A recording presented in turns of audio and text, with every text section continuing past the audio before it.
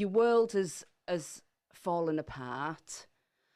You've lost the love of your life, your soulmate, Mm. and you then quickly meet somebody else.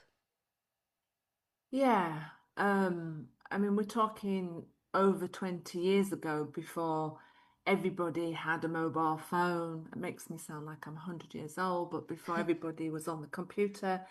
So it was a time before people talked about the subject of narcissism. And I was still in shock. I was still grieving, and I was due to marry this person. And on the day that I should have married him, a friend, neighbor suggested that she was going to find me a new person online.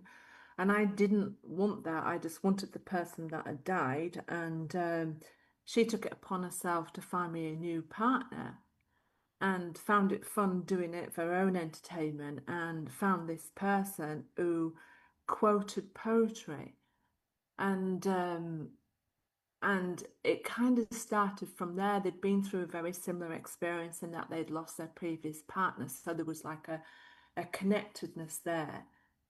But what I didn't realize that while that story may have been true, that from that initial email to upping and leaving my job at Yorkshire TV, my family, my friends, my home took 8 weeks.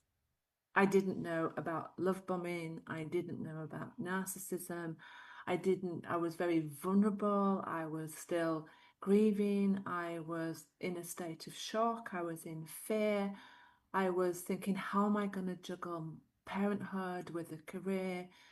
And this person came in and they were like a knight in shining armor who talked about soulmates. And a part of me was thinking, but I've just lost my soulmate. This doesn't make sense.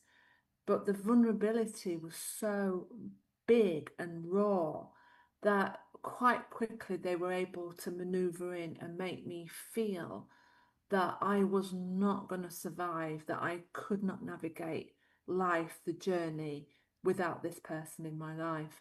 And it did. It took 8 weeks from that initial email to leaving Yorkshire and moving to Devon.